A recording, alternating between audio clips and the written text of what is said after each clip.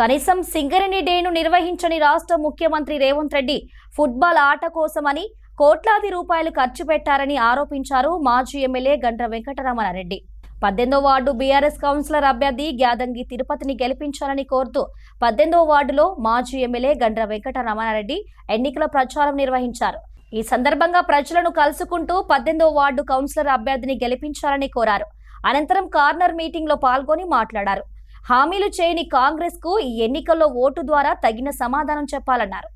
ఒక్కడి కూడా అవాస్తవం లేదు. మా మీడియా మిత్రుల సాక్షిగా చెప్తున్నా ఇవన్నీ నిజాలు. కాబట్టి అందరూ కూడా ఆలోచన చేసి మాట తప్పినటువంటి వ్యక్తులకు, దురంకారంతో వివరించే వ్యక్తులకు, బలహీన వర్గాలంటే చిన్న చూపు చూసే వ్యక్తులకు అప్రమత్తంగా ఉండండి. ఖచ్చితంగా భారత రాష్ట్ర సమితి అభ్యర్థిని గెలిపియండి. రాబోయే 5 సంవత్సరాలు మీకు ఒక సేవకుడిగా సేవ చేస్తాడు, మీ అందరికీ అందుబాటులో ఉంటాడు, మీ యోగక్షేమాలు ఖచ్చితంగా తీస్తాడని ఎంపిక చేసినాం. అలాంటి వారి అదే విధంగా చెప్పినాం. చాలా ఉన్నాయి. మా సోదరుడు చెప్తాడు, రైతులకు మనం ఈ రోజు ఇక్కడ ఉన్న ఊళ్ళల్లో మనకు ఎకరమో 2 ఎకరాల భూమి ఉంటే కేసీఆర్ ప్రతి సంవత్సరం 2 విడతలుగా ఎకరానికి 5,000 రూపాయలు రైతు బంధించి ఆదుకున్న గొప్ప నాయకుడు రైతు నాయకుడు.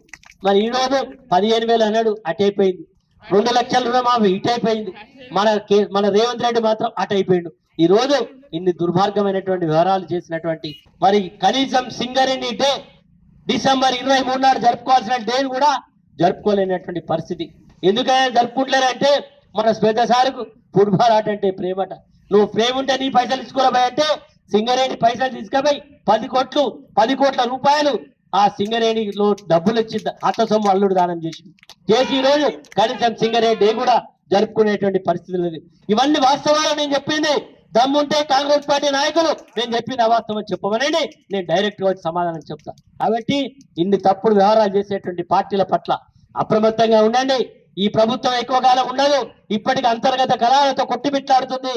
మంత్రికి ఉప ముఖ్యమంత్రికి మంత్రికి ఎమ్మెల్యేల మధ్య సయోధ్య లేక ఈ రోజు నిత్యం మన ముఖ్యమంత్రి నాకు తెలిసి ఆయన వచ్చిన 2 నెలల్లో 75-80 సార్లు ఢిల్లీకి పోయిండు. ఢిల్లీ చుట్టే తిరుగుతుడు, అమ్మ చుట్టూ తిరుగుడు, అయ్య చుట్టూ తిరుగు తప్ప పరిపాలన మీద మాత్రం దృష్టి పెట్టలే. కాబట్టి అప్రమత్తంగా ఉండమని కోరుకుంటూ మీ అందరికి మరొక్కసారి కోరుతున్నా, మా అక్కలందరినీ, అక్కలారా మీరు ఆలోచన చేయండి. ఎందుకంటే ఒక ఓటే కదా పాపం అని వేస్తే శాపం అవుతుంది.